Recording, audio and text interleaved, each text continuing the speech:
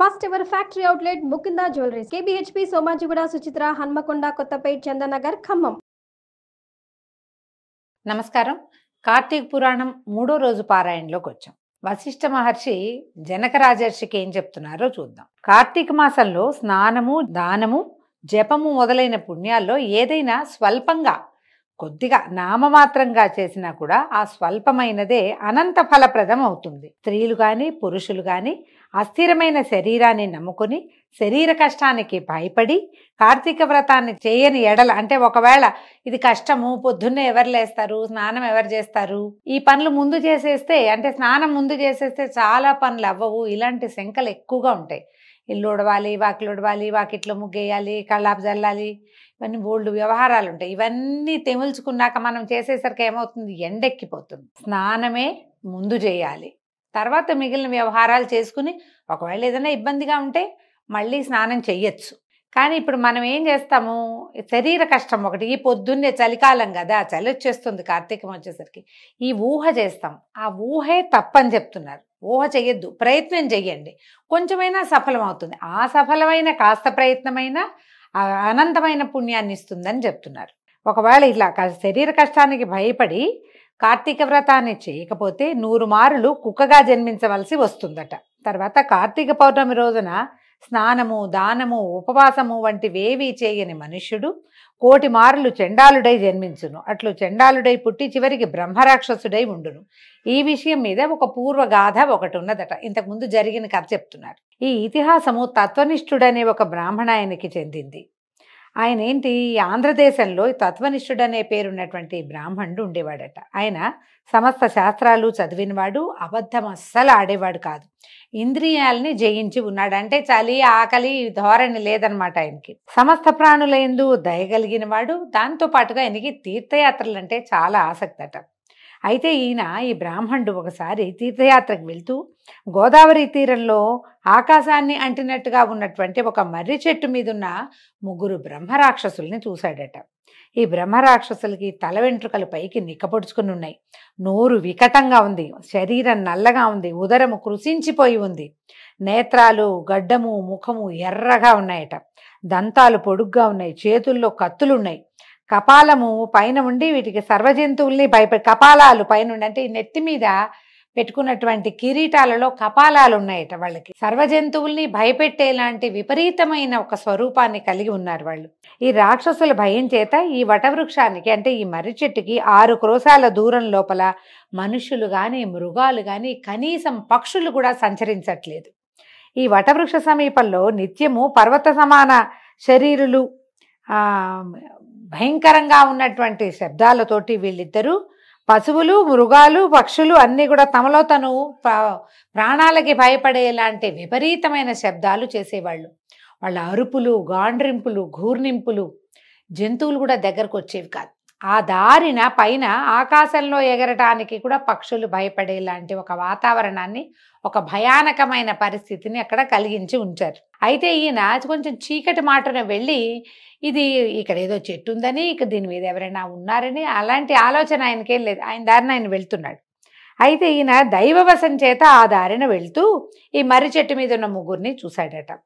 ఈ తత్వనిష్ఠుడైనటువంటి బ్రాహ్మణుడు, ఆయన పేరు అదే, ఆయన గుణం కూడా అలాంటిది అనమాట. వాళ్ళని చూసి భయపడి లోపల హృదయం చెలించిపోయి లోపల శోకం కలిగింది. అయ్యో, ఇలాంటి వాళ్ళ దర్శనం అయింది ఏమిటా అని చికాకు పడుతూ శ్రీహరి పాదార విందాలని స్మరిస్తూ, దేవదేవేశ నన్ను రక్షించు, లోకేశ నన్ను కాపాడు, నారాయణ నన్ను పాలించు, అవ్యయ నా మొర ఆలకించు, సర్వభయాల్ని నశింపచేయగలిగినటువంటి దేవాధిదేవ నా భయాన్ని తీసేయి, నువ్వే తప్పిస్తే నాకు ఇంకో దిక్కు లేదు, నన్ను కాపాడు అని గజేంద్రులాగా హరిని గురించి మొరపెట్టుకొనుచు రకరకాల స్తోత్రాలు చదువుతూ గబగబా వెళ్తున్నాడు. మరి పరుగు కాదు, పరుగుకి కూడా, పరిగెత్తడానికి కూడా ఆయన శరీరం సహకరించట్లేదు. కానీ గజగజలాడుతూ వణుకుతున్న వాడి పరుగు ఎలా ఉంటుంది అట్లా తప్పటడుగులు తొట్టుపడుతూ ముందుకి వెనక్కి అవుతూ దబదబా నడుస్తున్నాడు. నడుస్తుంటే ఈ దూరం నుంచి చూసినటువంటి రాక్షసులు, బ్రహ్మరాక్షసులు, మానవుడు ఎవడో వస్తున్నాడు, వీడిని భక్షిద్దామని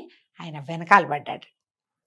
పడేసరికల్లా ఈ ముందంతా వాళ్ళకి మనిషిగా తెలిసాడు, కానీ ఆయన బ్రాహ్మణుడని అంటే వేషభూషాలు తెలుస్తూ ఉంటాయి కదా. రెండోది ఆయన ఏవో స్తోత్రాలు చదువుతున్నాడు, అవి ముందు వినపడలా వాళ్ళకి. బాగా 10 అడుగులు ముందుకు వెళ్ళేసరికల్లా ఈ బ్రాహ్మణుడి సమీపానికి వెళ్ళేసరికి అతని దర్శనము, అతను చేస్తున్నటువంటి హరికథాగానము తాలూకు శ్రవణము రెండు కలిగి ముగ్గురికి జాతి స్మృతి కలిగిందట. తాము ఏ జాతికి చెందిన వాళ్ళము, అంతకు ముందు ఎలా ఉండేవాళ్ళము, ఏ పరిస్థితుల వల్ల తాము ఈ రకమైన విపరీత స్వరూపాల్లోకి మారామో అది వెంటనే వాళ్ళకు ఒక సినిమా రీల్ లాగా తెలిసిపోయింది. తెలియంగానే ఏం చేశారట, వెనక నుంచి పరిగెత్తుకొస్తున్న వాళ్ళు, వెనక నుంచి అంటే ఆయన ముందు నుంచి వస్తున్నారు కదా, వెళ్ళి ఏం చేశారంటే ఆయన కాళ్ళ మీద పడిపోయారు. ఆయనకి ఎటు ఎలాలో తెలియటం లేదు, చెట్టు మీదగానే ఆయన వస్తున్నాడు, వాళ్ళు ఎదురొచ్చారు. కాళ్ళ మీద పడి అనేక విధాలుగా దండాలు పెట్టి అంజలి దోశలు ఇట్లా ఒగిలి నమస్కారం చేసుకుంటూ ఇలా అడిగారట, బ్రాహ్మణోత్తమ, నీ దర్శనం వల్ల మేము పాపరహితులమయ్యాం. నువ్వు వచ్చుట చేత మాకు ఉపకారమే జరిగింది. మహాత్ములు జీవించుట జంతువుల ఉపకారం కోసమే కదా నాయన. నువ్వు యాత్ర చేయటం, నీలాంటి మహానుభావుడు లోకయాత్రకి వెళ్ళటం మమ్మల్ని ఉద్ధరించటానికే అని చెప్పి పరిపరి విధాలుగా నమస్కారాలు చేసి ఏమిటేమిటో పొగుడుతూ దండాలు పెట్టారు. బ్రాహ్మణుడు ఎప్పుడైతే నువ్వు మహానుభావుడివి, నువ్వు లోకయాత్ర చేయటం మాకు ఉపయోగం అయింది అని ఒక మృదువైన సంభాషణ, అంటే చాతుర్యభరితమైన సంభాషణను వినేసరికి ఆయనకి భయం పోయింది. రాక్షసులు అంటే ఏదో మూర్ఖంగా గందరగోళంగా ఉండాలి, ఇప్పుడు వీళ్ళు మూర్ఖంగా లేరు. ఆకార వికారాలు అలాగే ఉన్నప్పటికీ మాటలు మాత్రం మర్యాదపూర్వకమైన, కృతజ్ఞతాపూర్వకము, ప్రేమపూర్వకమైన సంభాషణను విని ఆయన కొంచెం భయం తగ్గించుకున్నాడు. కొద్దిగా శాంత చిత్తుడై ఇలా అడిగాడు, బాబు మీరెవరినైనా, ఏ కర్మ చేత ఇలాంటి వికృత దర్శనాలని పొందారు? మీరు లోకనిందితమైన ఏ కర్మని మీరు పూర్వంలో చేశారు? మీకు భయం పోయే కాలం వచ్చింది కనుక భయాన్ని వదిలిపెట్టి సర్వము మీ విషయాలన్నీ నాకు తెలియజేయండి అని అడిగాడు. అప్పుడు రాక్షసులు తాము చేసినటువంటి నింద్య కర్మలను వేరువేరుగా తలుచుకుని పరిపరి విధాలుగా దుఃఖిస్తూ బ్రాహ్మణుడితోటి ఇట్లా చెప్పారు. మొట్టమొదట ఒకటి చెప్తున్నాడట, అయ్యా విను, పూర్వజన్మల్లో ద్రావిడ దేశంలో మందరం అనే ఒక గ్రామానికి చెందిన గ్రామాధికారిని నేను. బ్రాహ్మణులలో పరమనీచుణ్ణి, కఠినంగా మాట్లాడేవాడిని. ఇతరులను వంచే మాటలు మాట్లాడడంలో నా అంత ప్రావీణ్యం నా కాలంలో ఎవ్వరికీ లేదు. మా కుటుంబ లాభం కోసం సాటి బ్రాహ్మణుల ధనాన్ని నేను ఎంతో అపహరించాను. బంధువులకి కానీ బ్రాహ్మణులకి కానీ ఏనాడు ఒక్కనాడు కూడా భోజనం పెట్టి ఎరగను. స్నేహం చేత కూడా, అంటే మంచి మాటలు చెప్పి కూడా మోసం చేసి బ్రాహ్మణుల సొమ్ము అపహరించడం వల్ల నా కుటుంబంలో నాశనం వచ్చేసి మా సంసారం నాశనం అయిపోయింది. అంటే ఇప్పుడు చూడండి, దొంగతనంగా బ్రాహ్మణుల ధనం అపహరిస్తే సూర్యచంద్ర నక్షత్రాలు ఉండే పర్యంతం వరకు వాళ్ళ కుటుంబాలు నశించిపోతాయి. బ్రాహ్మణ ద్రవ్యం చాలా తప్పు. ఇప్పుడు ఈ కాలాన్ని గురించి మాట్లాడాలండి. ఇలాంటప్పుడు పూర్వకాలంలో బ్రాహ్మణులు ఇతర జాతుల చేత పోషింపతగిన వారుగా ఉండేవారు. అలా ఎందుకు జరిగేది? ఈ బ్రాహ్మణులు తమ నిత్య నైమిత్తిక కర్మలు లోకహితం కోరి చేసేవాళ్ళు. వాళ్ళు చేసే పూజ కానీ, యజ్ఞం కానీ, హోమం కానీ అవన్నీ కూడా లోకోపకారం కోసమే, కేవలము లోకానికి ఉపకారం. అందుకని రాజులు ప్రత్యేకంగా బ్రాహ్మణుల్ని పోషించేవారు. మరి వీళ్ళ వల్లే కదా యజ్ఞం జరుగుతుంది, యజ్ఞం వల్లే వర్షం వస్తుంది, యజ్ఞం వల్లే పంటలు పండుతాయి, యజ్ఞం వల్లే ఋతువులు సక్రమంగా నడుస్తాయని ఆ కాలం నమ్మేది అప్పటి పద్ధతులు అవి. అందువల్ల ఈ బ్రాహ్మణుల్ని పోషించటానికి రాజు ప్రముఖంగా పోషకుడు అయినప్పటికీ మిగిలిన అన్ని జాతుల వాళ్ళు బ్రాహ్మణుల్ని విశేషంగా సేవించేవారు. వారి సొమ్ముని ఒక్క నలకంత చీమ తలకాయంత బంగారాన్ని, బ్రాహ్మణ ద్రవ్యాన్ని అపహరించిన ఇక జన్మజన్మల పాటు వాళ్ళ వంశం నిర్వంశమైపోవటమే అలా చెప్పేవాళ్ళు. వీడు ఈ మునసబుగా ఉన్న ఆయన తను స్వతహాగా బ్రాహ్మణుడైనప్పటికీ సాటివారి ద్రవ్యాన్ని నయాన భయాన వంచి మోసపుచ్చి అపహరించడం వల్లే వాళ్ళ వంశం సంసారం నాశనమైపోయింది. అయితే ఆయన దాని తర్వాత మృతి చెంది అనేక యమబాధలు పొంది ఆ దోషం చేత భూమి యందు బ్రహ్మరాక్షసుడిగా జన్మించాను అని చెప్పి, నాయన ఓ బ్రాహ్మణోత్తమ, ఈ దోషం నశించే ఉపాయాన్ని విచారించి ఆలోచించి ఏదైనా చెప్పమని ప్రార్థించాడు. రెండో అతను ఏం చెప్తున్నాడు, అయ్యా నేను ఆంధ్రదేశంలో ఉండేవాడిని, నిత్యము అమ్మా నాన్నలతోటి పోట్లాడుతూ వాళ్ళని దూషించేవాళ్ళని, నాకు అది చేయలేదు ఇది చేయలేదు, అంత పెంచలేని వాళ్ళు ఎందుకు అన్నారు, ఇలాంటి మాటలు మాట్లాడతాం. అవన్నీ పచ్చిపాపాలు, చేయకూడదు ఆ మాటలు. అలా మాట్లాడిన వాళ్ళకి ఏం దశ వస్తుందో చెప్తున్నారనమాట.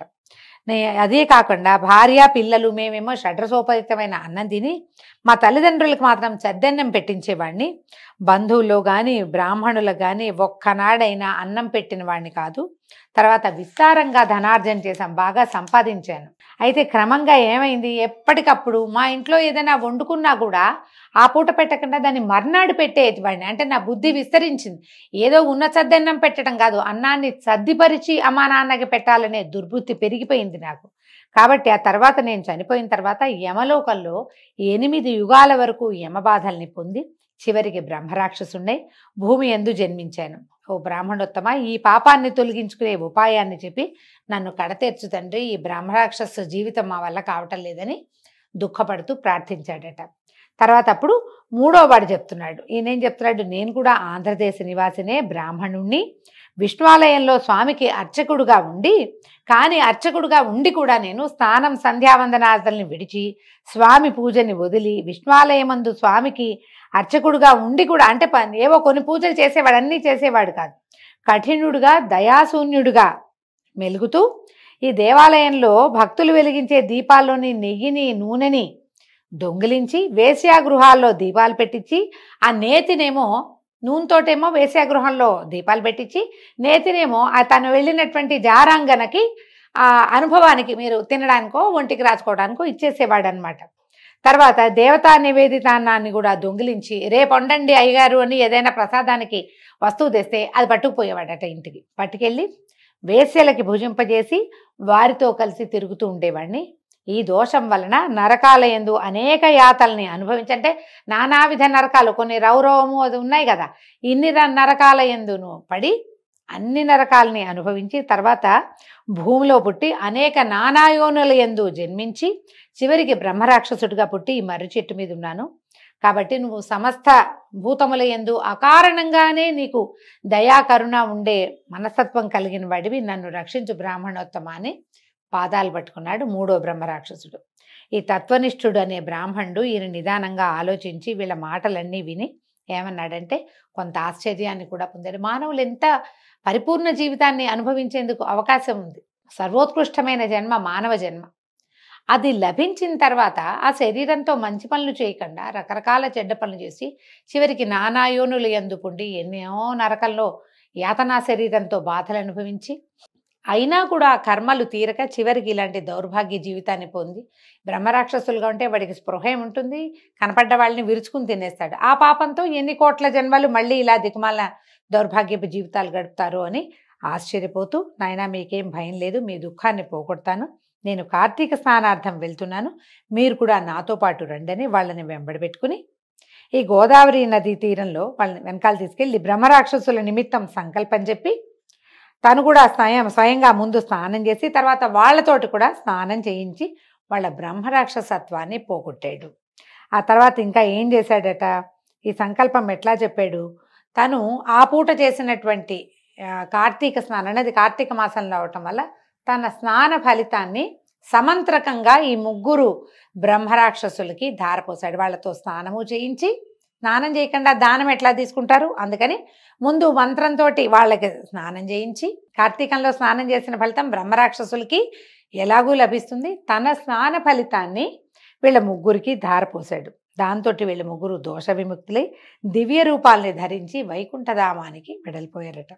ఇప్పుడు చెప్తున్నారు మహర్షి, ఓ జనక మహారాజా విను, మోహము చేత గాని అజ్ఞానము చేత గాని కార్తీక మాసమందు సూర్యోదయ కాలమందు కావేరీ నది ఎందు కానీ గోదావరి నది ఎందు కానీ ఏ నది ఎందైనా సరే, ఎలాంటి నదైనా సరే స్నానం చేసిన పిమ్మట శ్రీ విష్ణు పూజను చేసిన వాడికి 10,000 యజ్ఞములు చేసిన ఫలితం కలుగుతుంది. ఇందులో సందేహం లేదు. ఏదో ఒక ఉపాయం చేత కార్తీకమందు నదీ స్నానము తప్పక చేయవలను. కార్తీక మాసమునందు దామోదర ప్రీతిగా సంకల్పం చెప్పుకుని ప్రాతస్నానము చేయని వాడు 10 జన్మల యందు నానా రకాలుగాను జన్మించి, అంటే నీచ జన్మలు పొంది తర్వాత ఊరపందిగా జన్మిస్తాడు. కావున స్త్రీలు కానీ పురుషులు కానీ కార్తీక మాసమందు ప్రాతస్నానము తప్పక చేయవలను. ఈ విషయమై ఏ మీమాంస లేదు, స్నానానికి అమెండ్మెంట్లు లేవు, స్నానం మాత్రం నియమంగా చేయవలసిందే. దీంతో ఈ రోజున 3వ రోజు పారాయణ పూర్తయిందండి. రేపు ఉదయం 4వ రోజు పారాయణతో మళ్ళీ కలుసుకుందాం. నమస్కారం.